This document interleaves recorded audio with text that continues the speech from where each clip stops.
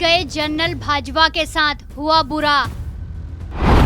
अफगानिस्तानी ने सुनाई खूब खरी खोटी।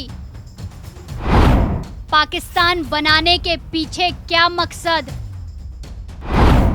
किन लोगों के शिकंजे में फंसा पाकिस्तान?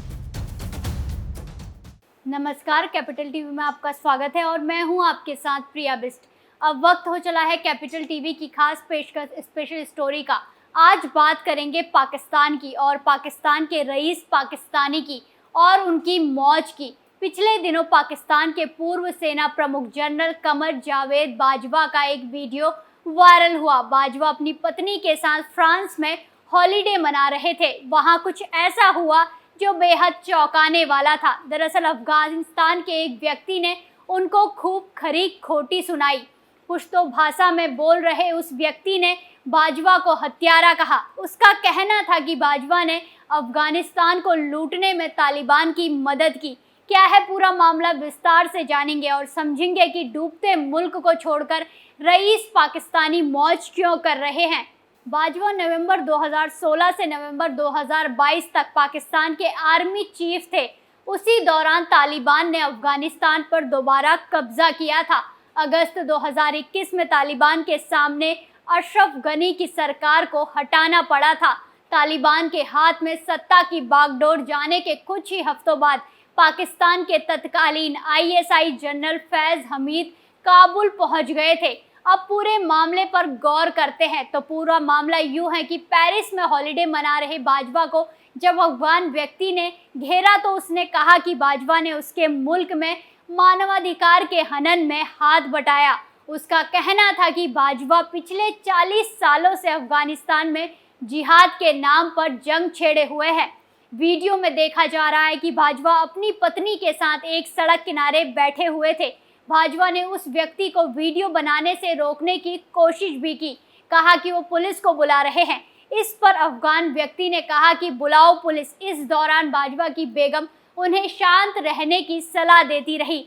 थोड़ी देर बाद दोनों लोग वहां से चले गए और अफगानी व्यक्ति भी वहां से हट गया। एक मीडिया रिपोर्ट के मुताबिक बाजवा के वायरल वीडियो पर पाकिस्तानियों में एक बहस छिड़ गई है। बहस इस बात को लेकर कि हॉलीडे मना रहे किसी व्यक्ति को इस तरह घेरना और उसे गाली गलौज करना कितना सही है, वो भी एक महिला के सामने जो इस बात को लेकर काफी सहज दिख रही थी और पूरी घटना से परेशान हो गई और उसे दोनों ही वजह से जिंदगी में गाली और गूची दोनों से रूबरू होना पड़ा था। वहीं आपको बता दें कि कई अमीर पाकिस्तानियों को इन दिनों विदेश में सैर सपाटा करते और छुट्टियां मनाते देखा जा सकता है। लंदन, पेरिस और मिलान जैसे शहरों में घूमते इन रईस पाकिस्तानियों की तस्वीरें सोशल मीडिया पर छाई हुई हैं और जमकर वायरल हो रही है। वो म्यूजियम घूम रहे हैं, एंटीक चीजें खरीद रहे हैं और शानदार कैफे में खाना पीना कर रहे हैं। यानी कि सीधे शब्दों में बोले तो फुल मौज। ऐसी शानो शौकत से रहने में कोई बुरी बात नहीं है, लेकिन सवाल तब उठने लगते हैं जब दुनिया की नज़र पाकिस्तान के मौजूदा हालात पर पड़ती है। अभी कुछ हफ्तों पहले ही पूरा पाकिस्तान उबल रहा था। पूर्व प्रधानमंत्री इमरान खान और उनके समर्थक सड़कों पर थे। आर्मी हेडक्वार्टर से लेकर सेना के अफसरों के घर तक उनके निशाने पर थे। इमरान के समर्थक उनकी गिरफ्तारी से भड़के हुए थे। वहीं अभी की बात करें तो विरोध प्रदर्शन तो अब ठंडा पड़ा है, लेकिन संकट की आंच मध्यम नहीं हुई है। पाकिस्तान की इकोनॉमी का बुरा हाल है। महंगाई दर 38% हो चुकी है। $1 खरीदने के लिए 287 पाकिस्तानी रुपए देने पड़ रहे हैं। यहाँ तक कि एक्सपोर्ट घट गया है। इतना ही नहीं, विदेश में बसे पाकिस्तानियों की ओर से देश में भेजी जाने वाली रकम भी घट गई है। मौसम भी बेरुखी दिखा रहा है। पिछले साल भीषण बाढ़ ने पाकिस्तान के 1/4 इलाके को तबाह कर दिया था। अब बिपरजोन चक्रवात की मार पड़ी है और पाकिस्तान में हाहाकार मचा है। ऐसे में पाकिस्तान के ताकतवर और अमीर लोगों को अपने देश के हालात सुधारने की कोशिश में जुट जाना चाहिए था, लेकिन अधिकतर ऐसे हैं जो विदेश में मौज मस्ती कर रहे हैं।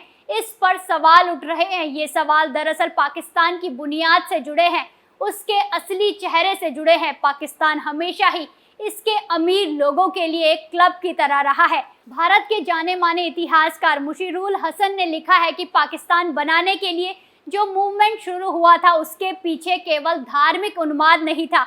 उन्हें लिखा कि इसके पीछे मुसलमान जमींदारों का सोचा समझा समीकरण था।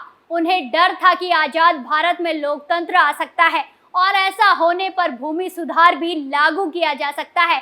ऐसे में एक बिल्कुल नया देश बनाना ज़रूरी है जो ज़्यादा ठीक रहेगा, जहां उनकी ज़मीन, उनके सामती हिसाब किताब पर कोई आंच नहीं आने वाली थी। इसके लिए धर्म की झोंक लगाई गई। वहीं आपको बता दें कि पाकिस्तान में ज़मीन और आम लोगों पर ये तो सामती शिकंजा है, वहीं पाकिस्तान का असली किरदार है, असली चरित्र है, देश पर कुछ ही परिवारों का कब्जा है। इस पकड़ को कोई नहीं हिला सकता, ना तो कोई अपवाद और ना ही सत्ता के नाम पर होने वाली नारेबाजी। पाकिस्तान में इस एलिट तबके में आर्मी के अफसरों और नेताओं की भरमार रही है। इस एलिट क्लब के बाहर के चालू लोग अगर सिस्टम से कुछ फायदा लेना चाहें तो उन्हें इस क्लब के साथ तालमेल बिठाना होता है। नवाज शरीफ जैसे कुछ लोग तो इस क्लब का हिस्सा बन गए हैं।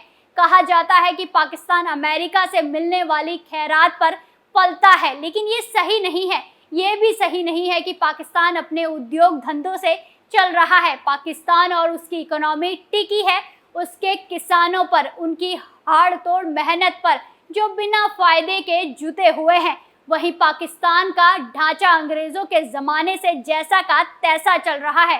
पाकिस्तान में किसी क्रांति की भी उम्मीद नहीं है, यानी कि कोई बदलाव की कोई आश नहीं है।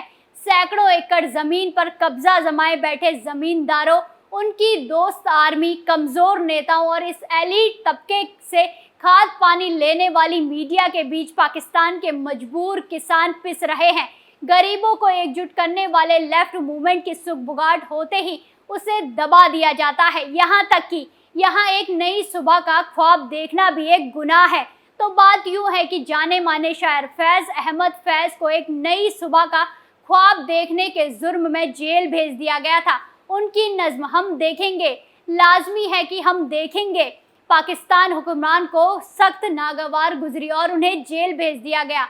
ये जो पूर्व सेना प्रमुख जनरल कमर जावेद बाजवा हॉलीडे है, तो बात यूँ है कि जाने माने शायर फैज़ अहमद को एक नई सुबह का ख्वाब देखने के जुर्म में जेल भेज दिया गया था। उनकी नज़्म हम देखेंगे, लाजिम है कि हम भी देखेंगे।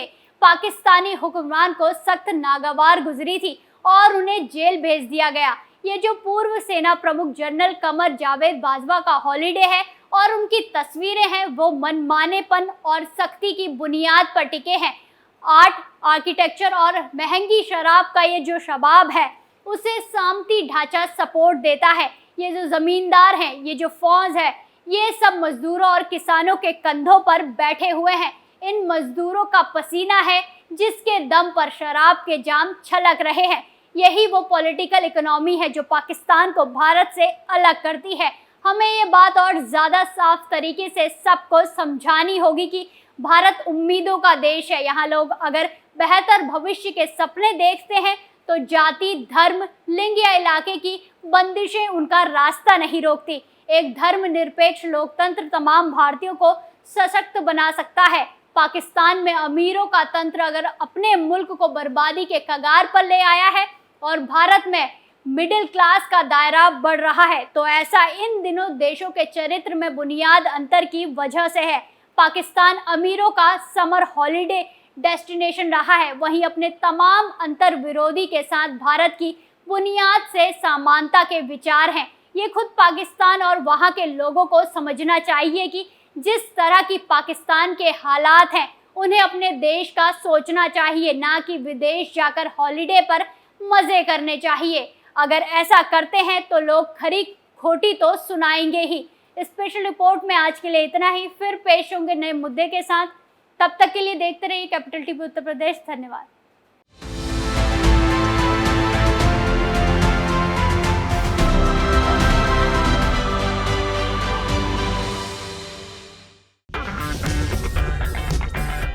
अगर आपको हमारा वीडियो पसंद आया हो तो इसे लाइक करें, हमारे चैनल को सब्सक्राइब करें और हाँ, बेल आइकन दबाना ना भूलें। ताकि आप तक हमारे वीडियो की नोटिफिकेशन पहुंचती रहे। आप अपना सुझाव हमें कमेंट बॉक्स में दे सकते हैं। हमारे साथ जुड़ने के लिए शुक्रिया।